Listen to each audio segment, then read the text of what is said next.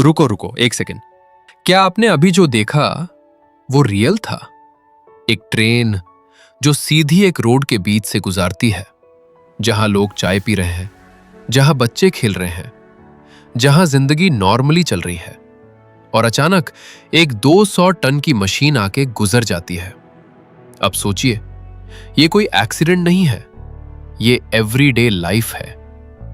दुनिया में ऐसी जगहें हैं जो ना सिर्फ ब्यूटीफुल है, बल्कि आपकी रैशनैलिटी को चैलेंज करती है, जो आपको फील कराती हैं कि शायद हम सब इस दुनिया के बारे में बहुत कम जानते हैं।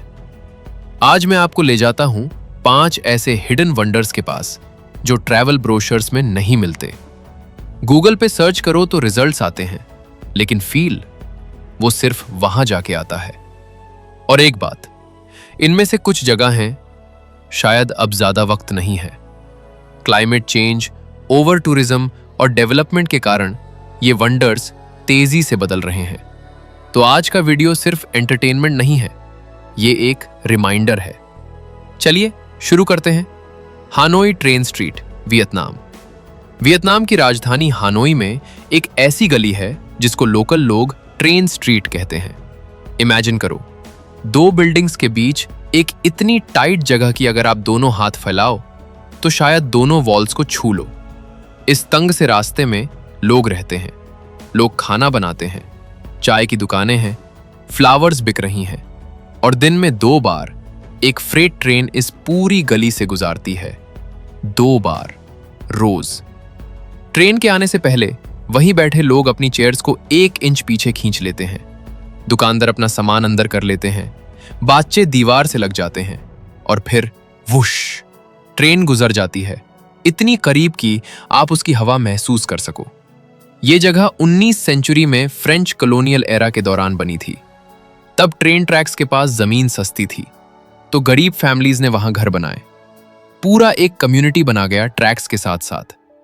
आज यहां 50 से ज्यादा घर हैं, और ये लोग जनरेशंस से ट्रेन के साथ अपनी जिंदगी शेयर कर रहे हैं। जब मैंने इसके बारे में पढ़ा तो मेरे मन में एक सवाल आया, क्या ये डेंजरस है? हाँ, टेक्निकली। लेकिन यह भी सच है कि इस कम्युनिटी ने अपनी पूरी कल्चर इस ट्रेन के अराउंड बना ली है। ट्रेन आती है, लाइफ रुक जाती है, ट्रेन जाती है, लाइफ फिर शुरू होती है। ये एक रिदम है, एक डांस है, इंसान और मशीन के बीच।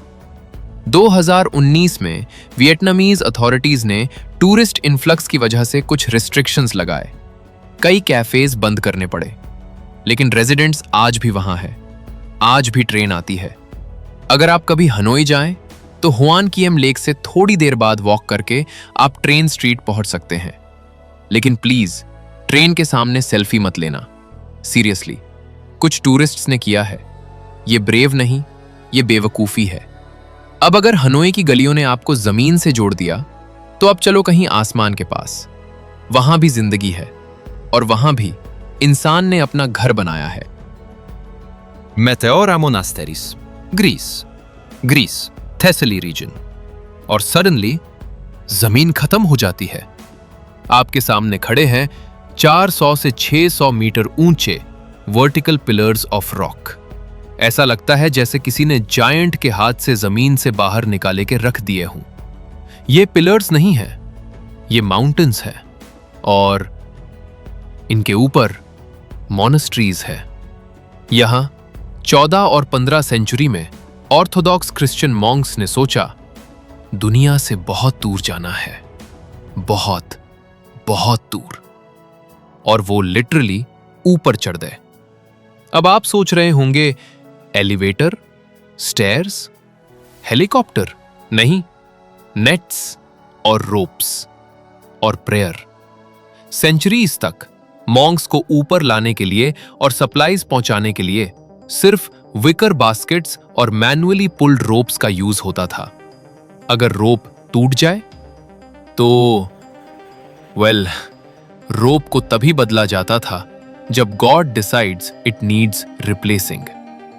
ये रियल कोट है, सच में। 14 मॉनेस्ट्रीज में से आज सिर्फ 6 फंक्शनिंग है, और अब फॉर्चुनेटली पेव्ड रोड्स और स्टेप्स है।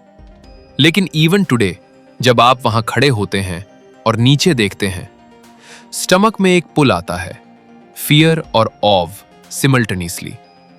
इनका नाम मिटियोरा है। ग्रीक में इसका मतलब है सस्पेंडेड इन द एयर, और सच में वो सस्पेंडेड लगते हैं, ग्रेविटी को चैलेंज करते हुए। यहां आने वाले टूरिस्ट्स को एक बात ध्यान में रखनी चाहिए, ये एक्टिव मोनेस्ट्रीज है। यहां मॉन्क्स और नन्स आज भी रहते हैं, प्रेयर आज भी होती है।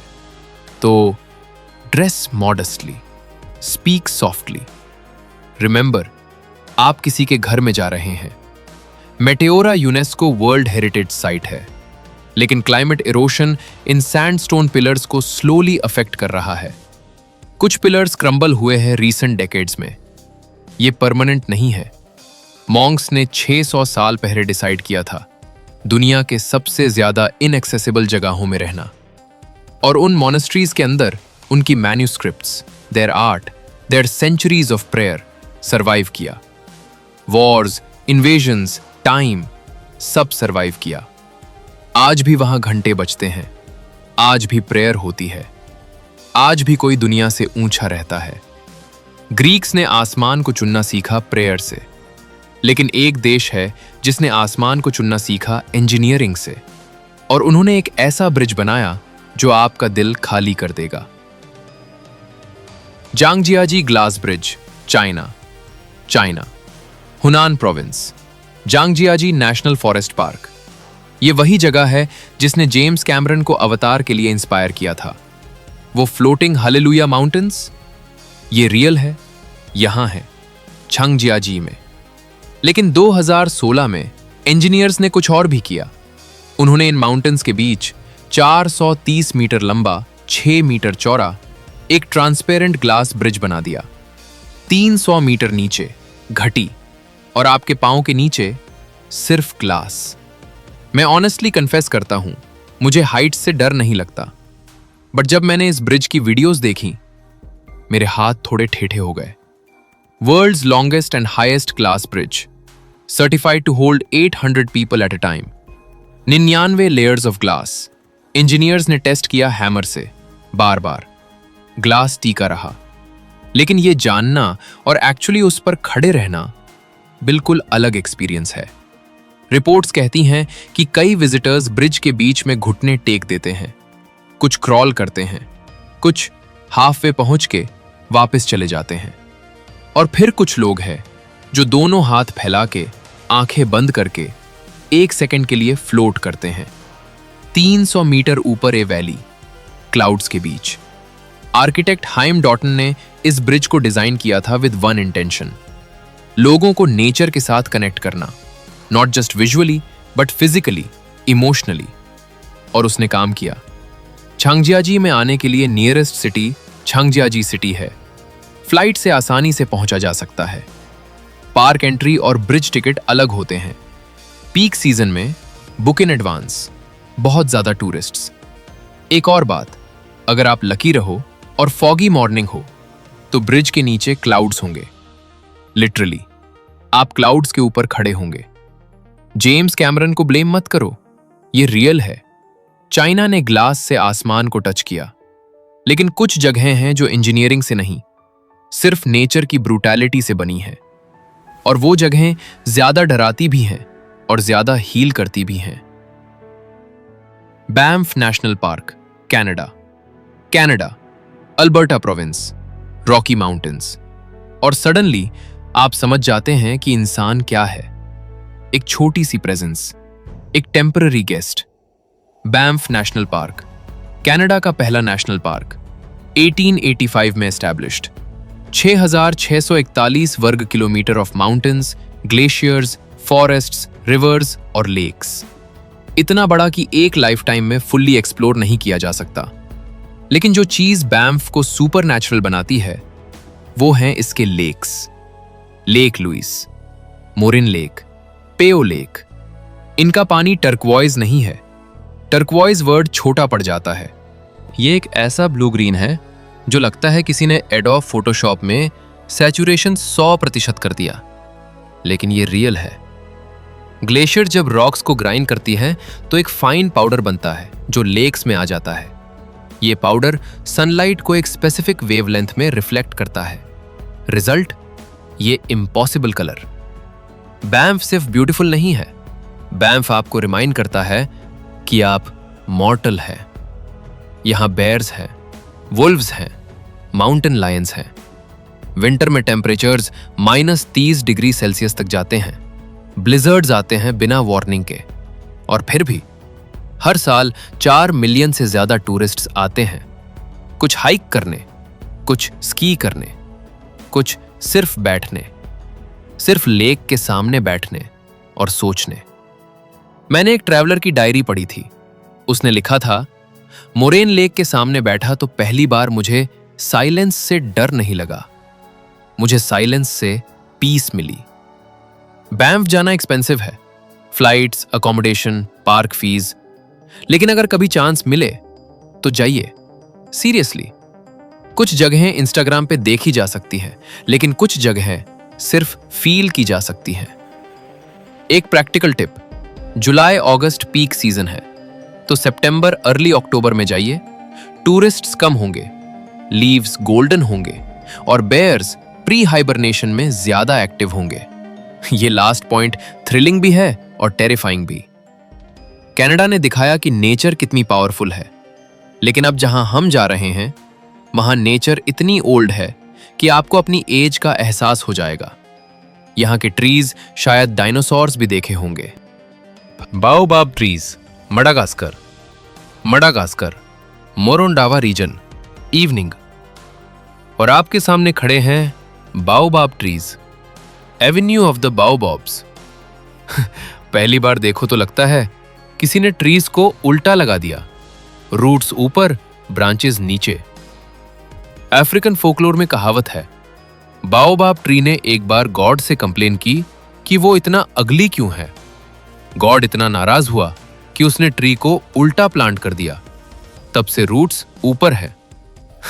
ऑब्वियसली ये मिथ है, लेकिन देखो इन्हें और समझो क्यों ये कहावत बनी। बाओबाब 800 से 1000 साल तक जीता है। कुछ स्पेसिमेंस 2000 साल से ज्यादा पुराने हैं। ये ट्रीज जब मुगल एम्पायर इंडिया में थी तब भी ये ट्रीज थे। जब कोलंबस अमेरिका पहुंचा था तब भी ये थे। जब न्यूटन ने ग्रेविटी डिस्कवर की, ये ट्रीज वहां थे। इनकी ट्रंक में पानी स्टोर होती है 1,22,000 लीटर्स तक। डेजर्ट और ड्राउट में ये ट्रीज लोकल वाइल्ड लाइफ के लिए वाटर सोर्स बन जाते हैं। एलिफेंट्स इनकी बार्क खाते हैं, बैट्स इनके फ्लावर्स से नेक्टर लेते हैं। 300 से ज्यादा स्पीशीज इन पर डिपेंड करती हैं। ये एक ट्री नहीं है, ये एक इकोसिस्टम है। एवेन्यू ऑफ द बाओबाब्स में रफली 20 से 25 मैसिव ट्रीज है, एक डस्टी रोड के दोनों तरफ। सनसेट के वक्त जब ऑरेंज लाइट इनके मैसिव ट्रंक्स पे पड़ती है, ये सीन आपको फील कराता है कि आप किसी पिक्सर मूवी में हैं। रियलिटी इतनी सुरियल है। लेकिन और यहां वो अर्जेंसी आती है जो मैं पहले मेंशन कर रहा था। बाओबाब ट्रीज आज खतरे में हैं। 2018 की एक मेजर स्टडी ने रिपोर्ट किया कि अफ्रीका के कुछ ओल्डेस्ट और लार्जेस्ट बाओबाब ट्रीज जो 2000 प्लस साल पुराने थे, सडनली डाई हो गए। Climate change, prolonged droughts, root fungus. Scientists अभी भी फुल्ली समझ रहे हैं क्यों। मेडागास्कर ऑलरेडी दुनिया का हाईएस्ट डिफॉरेस्टेशन रेट वाला देशों में से एक है। 90% ओरिजिनल फॉरेस्ट खत्म हो चुकी है। जो बचा है वो फ्रेजाइल है। ये ट्रीज जो 2000 साल से खड़े हैं, हमारे लाइफ टाइम में खत्म हो सकते हैं। ये थॉट बहुत हैवी है। मेडागास्कर जाना लॉजिस्टिकली चैलेंजिंग है। लिमिटेड डायरेक्ट फ्लाइट्स, अंतनानारिवो से मोरोंदावा डोमेस्टिक फ्लाइट या लॉन्ग ड्राइव। लेकिन जो लोग गए हैं वो कहते हैं कि एवेन्यू ऑफ द बाओबाब्स देख के लगता है कि वो एक लिविंग म्यूजियम में है, टाइम के पास खड़े हैं। तो ये थी हमारी जर्नी। ये जगह सिर्फ टूरिस्ट स्पॉट्स नहीं है, ये रिमाइंडर्स है कि ये दुनिया एक्स्ट्रा ऑर्डिनरी है और ये दुनिया फ्रेजाइल भी है। हम एक ऐसे जनरेशन में हैं जहां ट्रैवल पॉसिबल है, लेकिन रिस्पॉन्सिबल ट्रैवल भी जरूरी है। जब भी किसी जगह जाएं, रिस्पेक्टफुली जाएं, leave no trace, support local communities. और अगर आप इन जगहों में से किसी भी जगह गए हो या जाना चाहते हो, नीचे कमेंट में जरूर बताओ। इस वीडियो को अपने उस दोस्त के साथ शेयर करो जो कहता है मुझे कहीं जाना नहीं। उसे रिमाइंड करो कि दुनिया अभी भी मैजिकल है। सब्सक्राइब करो। नेक्स्ट वीडियो में और भी कुछ ऐसा लेके आऊंगा जो आपने सोचा भी नहीं होगा। तब तक क्यूरियस रहो, अलाइव रहो।